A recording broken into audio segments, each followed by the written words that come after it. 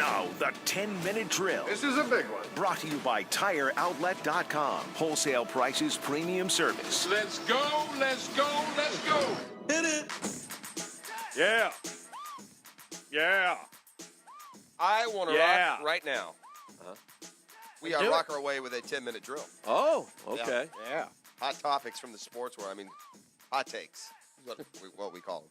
I will do the obligatory, I should say, Jags question. And let me put it in the context. You use the word selfish. I won't use the word selfish. I don't think I just think it's dumb. Leonard Fournette yesterday did one of the dumbest things that any Jaguar player has ever done. And again, I think it's worth noting to the audience, Leonard Fournette wasn't on the field. Correct. Like, it wasn't like he was down part of the action. Leonard Fournette saw what was happening with his helmet off on the other side of the field, too, mind you. Yeah. He didn't come skirting down the sidelines. He hightailed it across the field to fight with Shaq Lawson, and then somehow an apology makes it okay? That's the dumbest thing I've ever seen. Well, just dumb. I just thought it was selfish because, he now realizes what he means to this football team. I mean, our offense is bad. Did he not see that the last 6 weeks, Hick? That's what I'm saying. Yeah. So he knows that. So with that said, he was selfish in his act to run across the field and start throwing haymakers at Shaq Lawson. The only thing I even credit Leonard Fournette with is when he was walking off the field, some fan pushed him from where I was watching.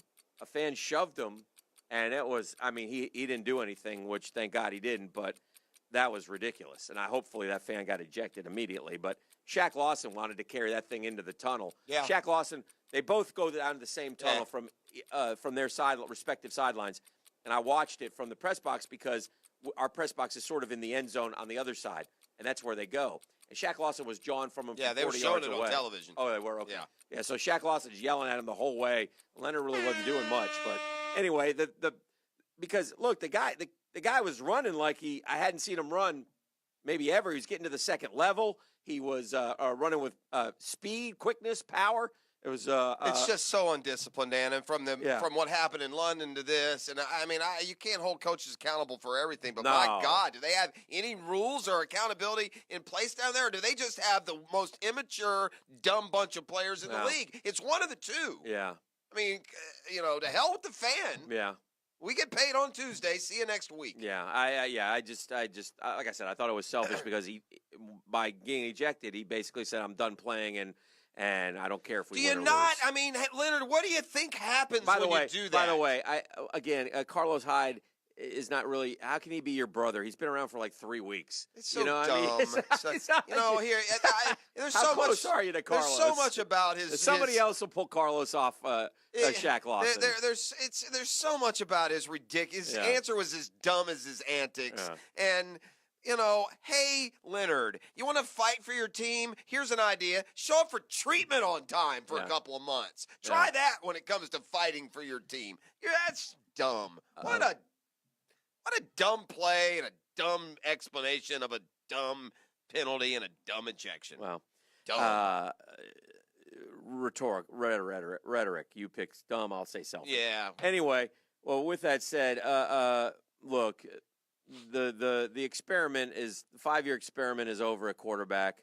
Whether I don't know if you put Kessler out there now to get killed anyway, or not. But whatever you do decide, you're going to have another quarterback playing here next year. You have to. There's no possible way you could go back into next season with 5. I just thought yesterday. He made one of the worst throws I've ever seen an NFL quarterback make in my life. I don't know how that. Which one? Yeah, I don't know how that one came out of his hands. Yeah, the one that was like wobbly, like 12 yards left and short of his target. Yeah, it just he has zero confidence, and I don't know what else to say. But I want you to try to figure out a solution. You're going to have the first or second pick in the draft at this rate. I got your solution. Yeah. Well, I mean. I don't know if it'll work, but I know what I would do. Yeah. First and foremost, we should thank the football gods for conspiring to at least expose Blake Bortles and not have us in this position. But here's what the combination of losing Marquise Lee before the season started, losing all your tight ends, your offensive line being completely depleted and Leonard Fournette not in for 3/4 of the season makes it impossible for a man of Blake Bortles' skill level to succeed in the NFL. So maybe we should be glad that all that happened and we don't continue to ride and nag into the Kentucky Derby. So that's first and foremost. Here's how I would do it. Blake Bortles can't even be the veteran that you bring the rookie in because he's so mistrusted that you would scream for the rookie too young. I'm ready to really do this, to put the ball in established veteran's hand and give the rookie a year, a real year, Dan. Let's try it that way because we're not doing it the other way. And the last example of that is some kid named Mahomes, and that worked pretty good. Now, you got to find a guy with Mahomes' talent. I get it. Right. But I want to go sign Teddy Bridgewater or some effective veteran that if they run and the defense plays well, they can still win football games and get a guy and develop him and really be set at the position because they haven't been for 20 years. And that was the plan. The fly in the ointment was the fact that you can't get the ball to the receivers. So if you can't do that at the quarterback spot, you're not going to win many games. I didn't jokingly say yesterday, I guess the objective in the second half is to win the football game without attempting to pass, because that really was where they were. And then Moncrief gave us a gift from the gods and fell down at the half-yard line. And he laid there during the whole skirmish. I talked to him after the game. Yeah, that was funny. They went back. I can't let go of the ball, you know, because so they're laid there. You thought one of them was hurt or both were knocked out, but they weren't. Yeah. They just were holding on to the ball. Like, I'm not letting go. Neither am I, dog. Yeah. I thought, and in fact, they went back to it. I was so surprised that they were both still tussling for the ball. I thought that was another fight had broken out.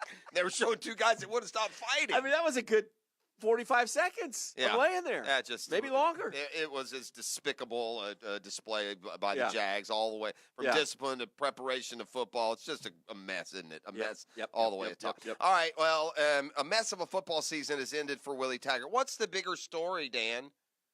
That Dan Mullen had a 9-3 season that might land in a New Year's Bowl, or that FSU, for 1 year, looks like they've hired the wrong guy. Now, there's a lot more years to come. Willie Taggart has started this way at other places and had 10 wins within a couple of years. So, by no means is this the funeral for Willie Taggart. But which is the bigger story? The, seeming success of Dan Mullen, or the ultimate, debacle by Taggart and the Knowles? Well, I really think it depends on if you're a glass half full or glass half empty guy. Look, the resurgence of Florida football after 2 4-win seasons in 5 years is a big deal. To go if they get into a New Year's Day bowl, and it looks like they will, although there's some situations here with Washington State falling down. We'll have to wait and see how it all pans out. They could end up maybe in the Capital One. I'm not sure if it's an automatic lock if you're in the top 12. I still haven't figured that out. Forgive me. But whatever, it looks like most have them in the peach against UCF. Correct, and look, for Florida, that's great, and it was a great win to end the streak. But for FSU, that's a national story to end your bowl streak, your winning streak.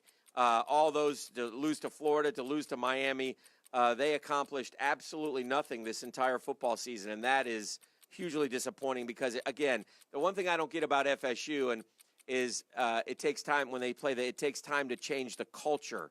Why would you change the culture? The culture is pretty doggone good. I know they had one bad year here, but I kind of liken that to the fact that Jimbo checked out in September. I thought the culture was okay. Well, it ain't anymore, and the culture ain't getting any better, by the way, because when you lose, you don't change a culture. I think, or you do, and you make it worse. I said earlier, this is. You want to sum it up. Willie Taggart lost to Florida and Miami this year. That means as many losses to Florida and Miami for Taggart as Jimbo had in 8 years. Speaking of Jimbo, he had a nice dub on Saturday, but All in the Family, the nephew, a little out of control, threw a right hook into the pacemaker of LSU guy, Steve Cragthorpe. Did you hear about that scuffle after the game? Yeah, I did. I didn't know that it was his. I saw the scuffle as it happened.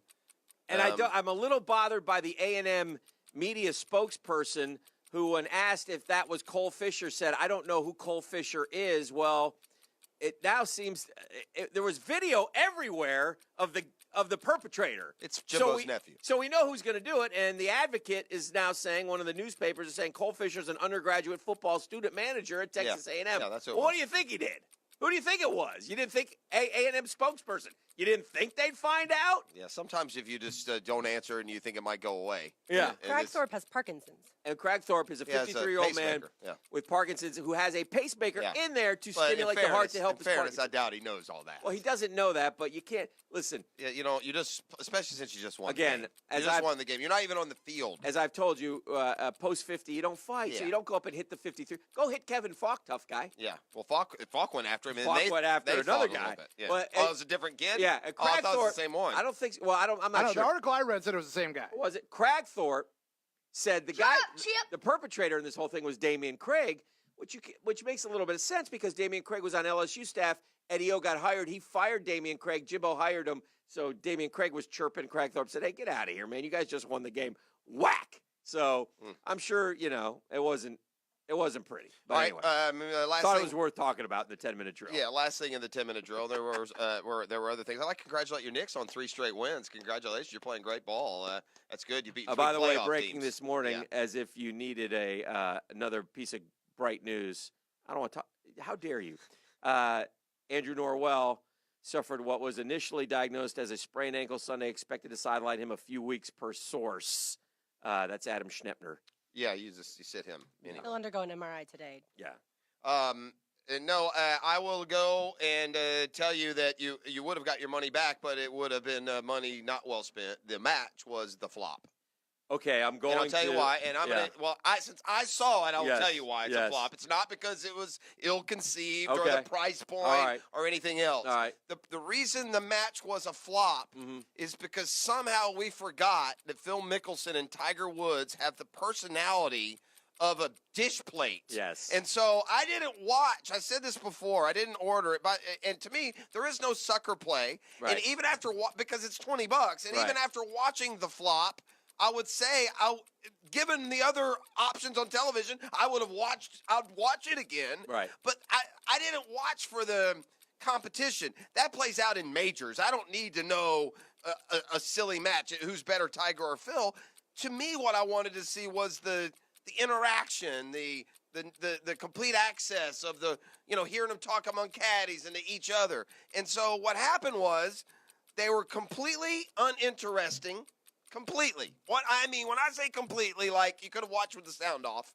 And the second thing was that they played golf like they hadn't picked up a stick in 2 weeks. So it was mediocre golf, but it was worse banter and interaction, and it made the whole thing terrible.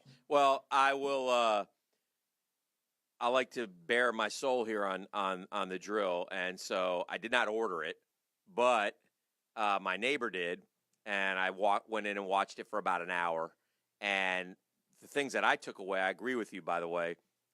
First off, the golf wasn't that great until I didn't see the end. So the end kind of made it maybe a little bit better. No, it didn't. No, okay, Not really. okay. Well, Tiger anyway, punched one in for the golf wasn't that good. They were not. No, they playing weren't. Birdies well, weren't winning. right? No, That bothered me. Number two, they screwed the pooch on the announcers. Listen, you would have been better off with Chuck and Samuel Jackson, and then shut up and let's listen when they at least talk. Yeah, They talked over him, over and over. I'm like you. I want to hear. You're inside the ropes with these two guys. I don't care if they're not. I want to hear them. We don't need all this announcing. So it should have been Ernie and Chuck and Samuel. Get Jacobson and who was the other one?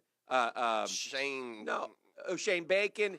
Was he explaining the gambling though? I don't know. And no, the was not Graham McDowell. Darren Clark was there. Yeah. Get those guys out of here. I don't need any golf technicians. I need Charles Barkley with the line of the day saying, "Listen, these two guys are great golfers, but I'd beat both of them right now." No, this is great with Barkley.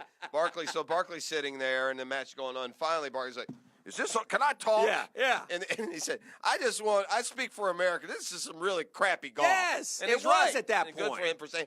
I'll tell you what would make it better. By the way, everybody got it for free, from what I understand, too. Right? They had to. They charged back because they They had screwed up. I didn't have any reception issues at my place. Yeah. But don't tell anyone. I'll take the rebate. Yes. they should put Barkley on the course. And by the way, the reason Barkley should be on the course Yes, going with him. yes. And the second, and the most, you're putting on in a bad in a golf cart, by the way, because you probably couldn't keep up. You know you're running a bad event when the most entertaining part of your telecast is what the other people are tweeting in. The star of the broadcast were the Justin Thomases and the Verlanders and those guys tweeting. Yes. Those guys were more creative Fun, and funny than the yes. broadcasters or the golfers. Correct. So the Correct. match was the flop. I'll admit Yeah. it. And by the way, I'm going to guess, and haven't seen the numbers. I don't know if you have. I'm going to guess there was rebates given because, well, not a lot of people Well, probably that ordered it. you know that you could be onto something there. All right, there's only one thing worse than the flop. The flop is what you would call my Friday 5-pack performance this week. Oh, no. Yeah, we'll get a little proof of performance. Now, lucky for me, I built such a huge advantage with my very proficient picking that I'll be okay. But nonetheless, not a good week for me. We'll check how everyone did with the Friday 5-pack and more. It's the Monday Morning Quarterback, divorcemenonly.com. And we'll take caller number 2 right now for a prize pack. Beef, what do you got? Oh, boy, Danny. This week is the kickoff for the 1010XL Holiday Gift Guide. So today's lucky winner is going to get a $25 gift certificate from Woodcraft and a $25 gift certificate from Tobacco Cove. Get those and other great holiday gift ideas with the Holiday Gift Guide at 1010XL.com.